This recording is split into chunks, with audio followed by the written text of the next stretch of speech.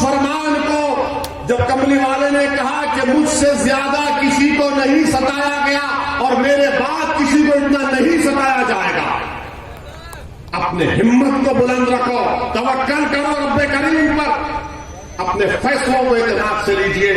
और अगर डर होगा तो उस कर्नाटका की बच्ची को इन बलवाइयों ने घेर लिया था, उसने क्या नारा लगाया था, क्या नारा लगाया था? अरे घूम के बोलो, मस्त होके बोलो, पूरा टोला बोले। मंच पर तशरीफ फरमा मोहतरम बाबू सिंह कुशवाहा साहब, अध्यक्ष जन अधिकार पार्टी व कन्वीनर भागीदारी परिवर्तन मोर्चा जनाब शौकत अली साहब, अध्यक्ष उत्तर प्रदेश मजलिस इत्तेहादुल मुस्लिमीन, उत्तरोला विधानसभा के मजलिस इत्तेहादुल मुस्लिमीन और भागीदारी परिवर्तन मोर्चा के प्रत्याशी मोहतरम जनाब डॉक्टर अब्दुल मन्नान साहब, मेरी इज्जतदार और माओ बहनों, बुजुर्गान मिल्लत, मेरे गरीब नौजवान साथियों, आप तमाम का बेहद शुक्रिया कि आपने अपना कीमती वक्त निकालकर आज के इस मीटिंग में शिरकत की। ये उत्तरोला की विधानसभा की भागीदारी परिवर्तन मोर्चा और मजलिस इत्तेहादुल मुस्लिमीन की आखिरी इंतखाबी मीटिंग है। मैं आप तमाम से गुजारिश करने आया हूं कि 3 तारीख के दिन आप लोग सुबह के अवलीन वक्त में अपने घर से रवाना होकर डॉक्टर अब्दुल मन्नान साहब के हक में अपने वोट का इस्तेमाल करिए। पतंग का निशान है और आप लोग मुझसे बेहतर जानते हैं कि चाहे मुल्क के हालात हो या प्रदेश उत्तर प्रदेश के हालात हो, इन हालात का अगर सही तरीके से हमको और आपको मुकाबला करना है तो वक्त का तकाजा यह है कि कमजोर एक जगह जमा हो जाए, मजलूम एक जगह जमा हो जाए, जिनको दबाया और कुचला गया वो एक जगह जमा होकर अपनी लड़ाई कर रहे। इसीलिए हमने बाबू सिंह कुशवाहा साहब के साथ भागीदारी परिवर्तन मोर्चा बनाया और हमारा मकसद एक ही है कि इसमें सामाजिक न्याय हो, मजलूमों को उनका हक मिले, कमजोरों को ताकतवर बनाया जाए। यही बात हम पूरे प्रदेश में आपके दरमियान में खड़े होकर आपको बता रहे हैं। मेरे अजीज दोस्तों और बुजुर्गों, यकीनन आप और हम मिलकर न सिर्फ उत्तर प्रदेश बल्कि पूरे वतन अजीज भारत से आरएसएस के इस नापाक अज़ाइम में उसको शिकस्त देंगे।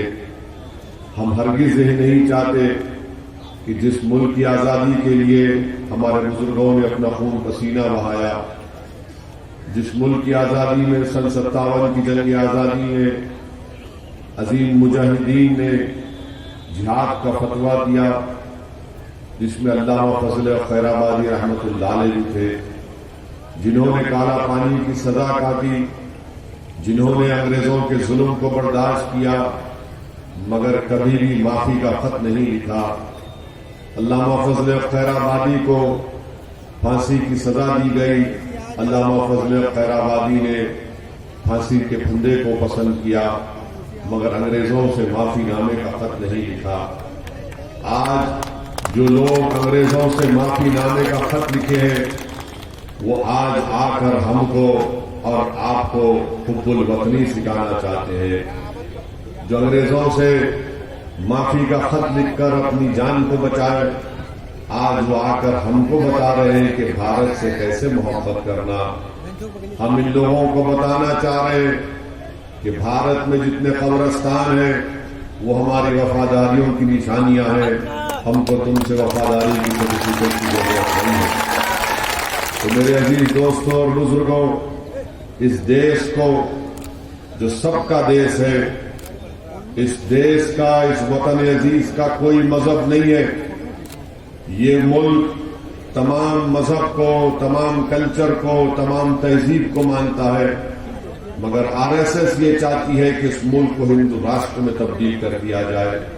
इसीलिए बेहद जरूरी है कि हर महाज पर आरएसएस के इस नापाक जहर को रोका जाए और इसीलिए जरूरी है कि उत्तरला विधानसभा से आप डॉक्टर अब्दुल मन्नान को कामयाब करिए।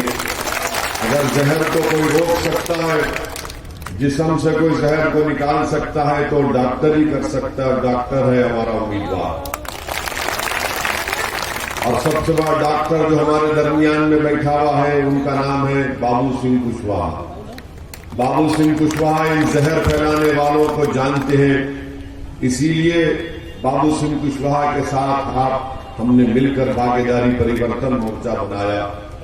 उत्तरला विधानसभा में आप जानते हैं कि बहुत सी तकालीफ है, बहुत से मसाइल हैं, मगर मैं आपको ये बताना भी चाहूंगा कि आप उत्तरला की जनता ने बीजेपी को मौका दिया, न सिर्फ उत्तरला में बल्कि पूरे उत्तर प्रदेश में।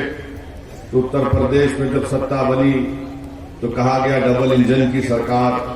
हम भाजपाइयों से पूछना चाहते हैं, ये रेहरा और सादुल्ला नगर की जो 32 किलोमीटर की रोड है, उसमें कितने खड्डे हैं बताओ।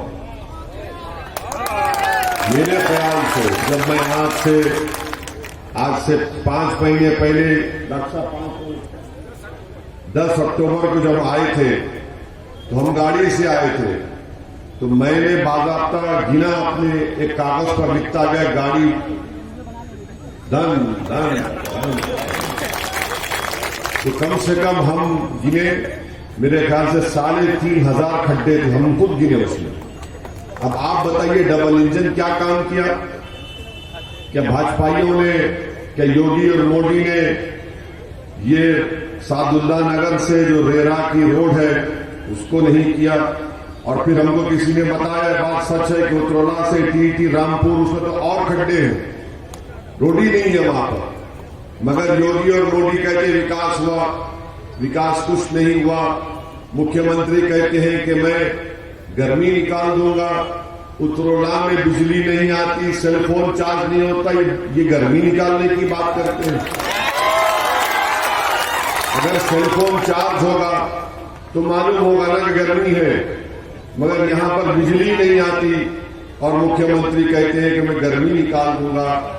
आपके पास विकास के नाम पर कुछ काम नहीं हुआ। डबल इंजन की सरकार 7 साल से बीजेपी की सरकार देश में है और यहां पर 5 साल से है उत्तरला विधानसभा में एक रेलवे की लाइन नहीं डाल सके, एक रेलवे की लाइन नहीं डाल सके। और बीजेपी कहती है कि हमको वोट दे दो। मैं उत्तरला की जनता से, यहां की आवाम से अपील कर रहा हूं कि अगर आप उत्तरला विधानसभा में विकास चाहते हैं तो आपको डॉक्टर अब्दुल मन्नान से बेहतरीन विधायक नहीं मिल सकता, तो उनको विधायक बनाइए। बीजेपी ने धोखा दिया आप लोगों को। बीजेपी ने कहा था 70 लाख नौकरियां देंगे। बीजेपी साथ खुद आज कहती है कि हम 1.5-2 लाख युवाओं को नौकरी दे पाए, वो भी झूठ है। हर बात बीजेपी झूठ बोलती है। आप बताइए, बेरोजगारी उत्तर प्रदेश के युवाओं का, नौजवानों का मुकद्दर बनकर रह गया। 4% अनएम्प्लॉयमेंट रेट है उत्तर प्रदेश में।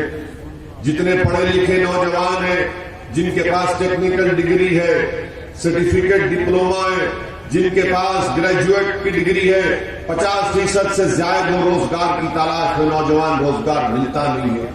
और जब भर्ती का इम्तिहान लिखने जाता है, गांव से निकलता है, तकलीफ से जाकर रात भर रोड पर खड़े रहता है कि सुबह उठकर पर्चा लिखूंगा, तो योगी की सरकार कहती है कि पर्चा लीक हो गया, दोबारा लिखना पड़ेगा। आप बताइए कि हर महाज पर किसान परेशान। किसान को माशाल्लाह से हमारे प्रधानमंत्री ने 2 नौकरी दे दी। एक दिन में जमीन पर काम करो अपनी फसल को, और रात में जाग करो अपनी फसल बचाने का मोदी ने ये रोजगार भी दिया। तो उत्तरला की जनता को याद रखना पड़ेगा कि कैसे आप पर कमर तोड़ देने वाले इकदाम किए गए। आप बताइए, पेट्रोल डीजल की कीमतें आसमान को छू रही है, तो ना प्रधानमंत्री को इसको फिक्र, ना उनके वजीर योगी को फिक्र कि आज गरीब पिटता जा रहा है, परेशान हो रहा है। सरसों के तेल की कीमतों में इजाफा हो चुका है और कहते हैं कि हमने गरीबों को राशन दिया। अरे 600 रुपए का राशन देकर आप उसी महिला से कह रहे हैं कि 1400 रुपए का गैस का सिलेंडर खरीदो बहन जी। मैंने फिर क्या फायदा होगा गरीब को। और हद तो ये हो गई कि भारत के प्रधानमंत्री कह रहे हैं कि मुझे भारत के प्रधानमंत्री कह रहे हैं कि उत्तर प्रदेश की जनता हमको इसलिए वोट देगी क्योंकि उन्होंने मोदी का नमक खाया। देश के प्रधानमंत्री ना आपने, ना आपके परिवार ने, ना ओवैसी ने, ना उत्तर प्रदेश की जनता ने आपका नमक नहीं खाया। हम ना अगर किसी का नमक खाती आए और खाते रहेंगे तो देश का, वतन का, भारत का नमक हमने खाया। ये मुल्क का वजीर आजम है, इतना गुरूर और तकब्बुर में, अहंकार में डूब चुका है कि अपने आप को चौकीदार नहीं समझ रहा है, बादशाह सलामत समझ रहा है। याद होगा आपको कि चौकीदार कहते थे, अब चौकीदार बोल रहा मेरा नमक। अरे चौकीदार तो मालिक का नमक खाता है ना, और मालिक कौन है? आप है, देश है। तो आज प्रधानमंत्री गुरूर और तकब्बुर में, अहंकार में डूबकर इस तरह की बात करते हैं। और प्रधानमंत्री को 5 साल के बाद उत्तर प्रदेश में सांड नजर आया। इनको सांड अब नजर आया। अब कह रहे हैं कि 10 मार्च के बाद हम सांड का मसला हल कर देंगे। युवाओं को नौकरी नहीं दी तो प्रधानमंत्री कह रहे हैं कि नौकरी की जरूरत नहीं है, तुम्हारी पढ़ाई सब बेकार गई, तुम गोबर लो और उससे पैसे कमाओ।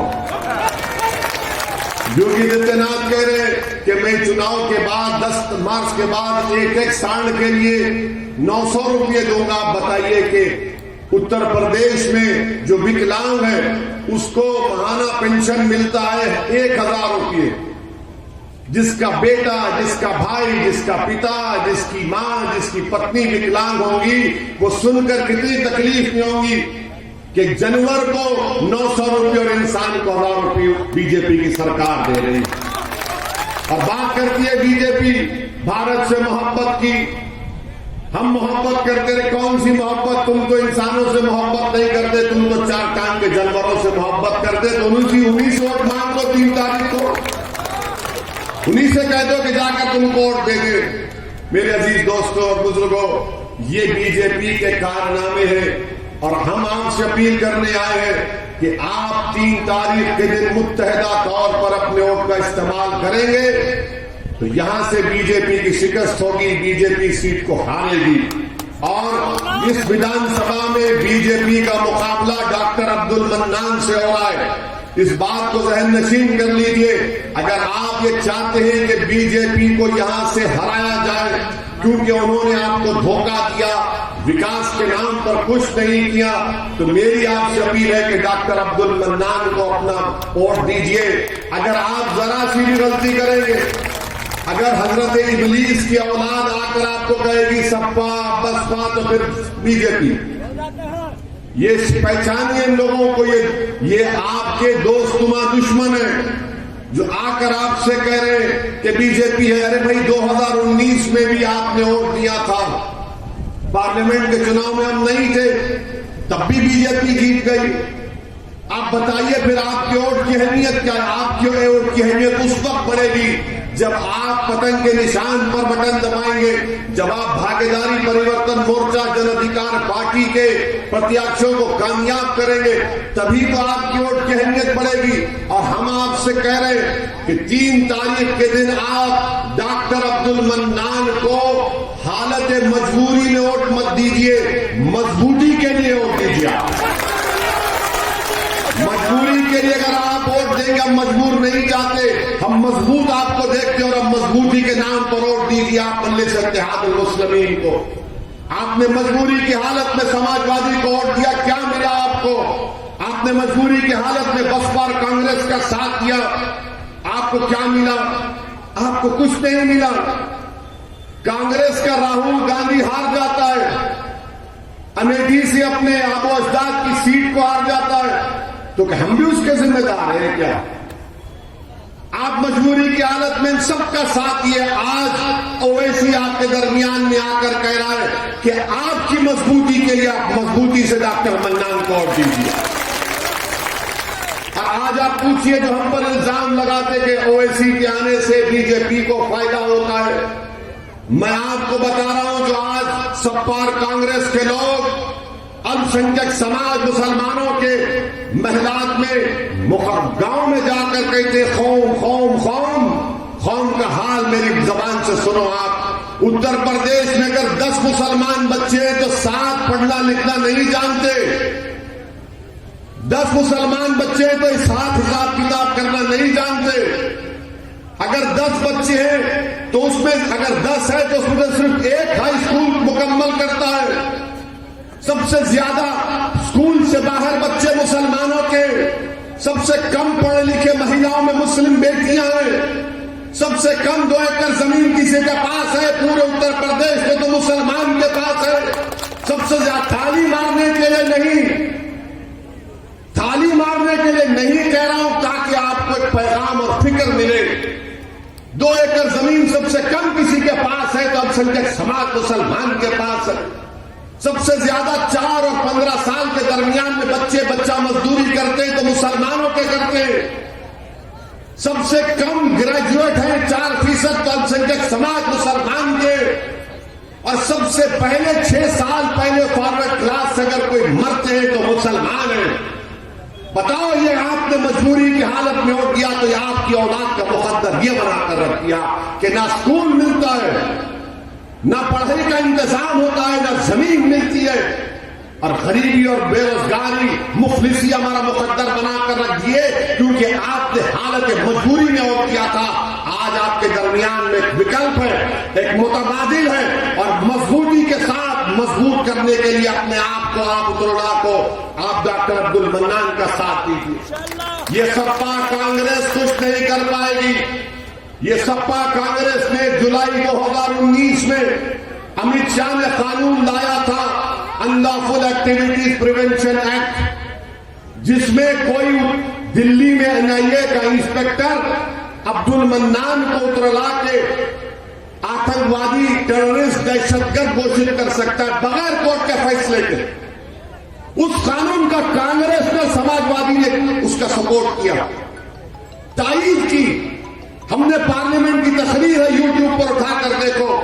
हमने कोसा इन कांग्रेसियों को कि अल्लाह करे कि तुम्हारा लीडर कभी जेल में जाए तो तुमको मालूम होता 4-4 साल जेल में सड़ना क्या होता है। हमने संविधान का हवाला देकर बीजेपी का कहा कि तुम संविधान के खिलाफ कानून बना रहे हो, मगर यही समाजवादी और कांग्रेस ने अमित शाह के लाए हुए कानून की तायीद की, राज्यसभा में तायीद की, कानून बन गया। आज उन तमाम भारत के जेलों में नौजवान सड़ रहा है 2-2 साल से, बेल नहीं होती उसमें। बेल के लिए आपको जज को बताना पड़ता है कि आप पर केस बनता ही नहीं है, ये तो ट्रायल में होता है ना। इन्होंने वो काम किया। और आप और एक बात बता रहे हैं कि जिस समाज का नेता नहीं है उस समाज की आवाज को नहीं सुना जाता। इस बात को यकीन कर लो आप। कोई लोग बोलेंगे डॉक्टर अब्दुल मन्नान जीत जाएगा तो क्या करेगा उत्तर प्रदेश की विधानसभा में? मजलिस के 5, 6, 10 जीत जाएंगे इंशाअल्लाह तो क्या होगा? हम उनको जवाब दे रहे हैं। जब उत्तर प्रदेश में CAA का एहतजाज चल रहा था तो 22 नौजवानों को गोली मारकर शहीद कर दिया गया। किसी एक मुस्लिम विधायक ने सपा के, बसपा के उत्तर प्रदेश की विधानसभा में आवाज उठाई? बताओ, अगर की तो बताओ। एक आवाज नहीं उठाई। क्यों? क्योंकि आप मजबूर हैं। आपको डरा दिया गया। आपकी वोट की अहमियत, आपकी आवाज उत्तर प्रदेश की विधानसभा में तब गूंजेगी, जालिमों के जुल्म के खिलाफ उठेगी, हक के लिए उठेगी, आपके बच्चों के और अपनी बेटियों के मान सम्मान के लिए, जब डॉक्टर अब्दुल मन्नान को आप यहां से विधायक बनाकर हो जाएंगे। और हम आपको बता रहे हैं, इसी विधानसभा उत्तरोला के नवाब मलिक का नाम सुना आपने? महाराष्ट्र के मंत्री हैं, उनको जेल में डाल दिया गया। उन्हीं का डिप्टी सीएम, उनकी राष्ट्रवादी कांग्रेस का डिप्टी सीएम है। उस पर नरेंद्र मोदी ने अपनी तकरीर में कहा कि अजीत पवार के ऊपर 3000 करोड़ का इसने स्कैंडल किया। वो बाहर है और नवाब मलिक जेल में क्यों है? कोई नेता नहीं है। आजम खान मंत्री थे, अखिलेश मुख्यमंत्री थे, मानते इस बात को? थे मुख्यमंत्री बाहर है और आजम जेल में। क्यों आजम जेल में? क्योंकि उन्होंने अपने मंत्रालय में 10 लोगों का तकर्रुर किया। मुख्यमंत्री तो राजा हरिश्चंद्र की जानशीन है, दूध के धुले में मलाई भी खा लिए, दही भी खा लिए, दूध भी पी लिए, भैंस को भी घर को लेकर चले गए, मगर आजम जेल में है। क्यों जेल में? क्योंकि आवाज नहीं है। हंसने के लिए नहीं कह रहे, हंसने के लिए नहीं कह रहे, आपको सोचने के लिए कह रहे। आपका नेता होगा बाबू सिंह कुशवाहा, बैठे पूछ लीजिए, 4 साल जेल में थे, बसपा में थे, 4 साल जेल में थे। कुशवाहा का कोई लीडर नहीं था, इसलिए बाबू सिंह ने कहा कि अब मुझे लड़ाई लड़ना है। मैं 4 साल जेल में गया, दूसरा कोई कुशवाहा या गरीब मजलूम नहीं जाएगा जेल को। यही लड़ाई है मेरे अजीज दोस्तों और बुजुर्गों। और फिर आप जानते हैं कि यहां पर विधानसभा में हजरत बाबा शहीद मिल्लत अब्दुल कुद्दूस अलैहिर्रहमा की मजार बंद कर दिया गया था। क्या सपा कांग्रेस वाले आकर खिलाए? यही डॉक्टर अब्दुल मन्नान ने जाकर एहतजाज किया और उस दरगाह शरीफ में आप लोग जाकर जुमेरात के दिन या रोज जाकर फूल चढ़ा सकते हैं, फातिहा दे सकते हैं। मेरे अजीज दोस्तों और बुजुर्गों, आपसे ही अपील कर रहे हैं कि आप अपने के वोट का 3 तारीख के दिन सही इस्तेमाल करिए और डॉक्टर अब्दुल मन्नान को कामयाब करिए। हालत मजबूरी में अपने वोट का इस्तेमाल मत करिए, मजबूती के लिए अपने वोट का इस्तेमाल करिए, ताकि आपकी आवाज उत्तर प्रदेश के विधानसभा में गूंजे। और मैं यहां पर आता था, आता आया हूं और आता रहूंगा इंशाअल्लाह ताला। डॉक्टर साहब ने कहा कि 6ठी मर्तबा उतरना को आए। डॉक्टर साहब, ये आपने बड़ी मुझे शर्मिंदा कर दिया, मुझे गैर साबित करने की कोशिश कर रहे डॉक्टर अब्दुल मन्नान। अगर मैं आपके पास नहीं जाऊंगा तो किसके पास जाऊंगा बताओ? किसके पास जाऊंगा बताओ? अब आप ही तो बचे हैं ना, बाकी तो सब अपने दरवाजों को बंद करके तमाशा देख रहे हैं हमारी बर्बादी का। कम से कम अपने दिल के दरवाजों को खुला रखो, ताकि दीवाना आए तुम्हारे दिल पर दस्तक दे सकेगा। मेरे अजीज दोस्तों और बुजुर्गों, आपसे ये अपील करने आए हैं कि 3 तारीख के दिन उतरला की फिजाओं में सिर्फ पतंग नजर आना इंशाअल्लाह। बीजेपी को हराएंगे, डॉक्टर मन्नान को कामयाब करेंगे, बीजेपी को हराएंगे, डॉक्टर मन्नान को कामयाब करेंगे। डरना नहीं मेरे भाई, डरिए मत। और जब डर थोड़ा इंसानी फितरत है, डर हो जाता है। इबलीस के एजेंट बहुत है, डराते हैं मोदी योगी का नाम लेके। मेरे अजीज दोस्तों और बुजुर्गों, ताइफ को याद रखो, ओहद को याद रखो, मुवत्ता को याद रखो और करबला को याद रखो। याद रखो इन चीजों को, और याद रखो उस फरमान को जब कमली वाले ने कहा कि मुझसे ज्यादा किसी को नहीं सताया गया और मेरे बाद किसी को इतना नहीं सताया जाएगा। अपने हिम्मत को बुलंद रखो, तवक्कल करो रब्बे करीम पर, अपने फैसलों को इत्मीनान से लीजिए। और अगर डर होगा तो उस कर्नाटका की बच्ची को इन बलवाइयों ने घेर लिया था, उसने क्या नारा लगाया था? क्या नारा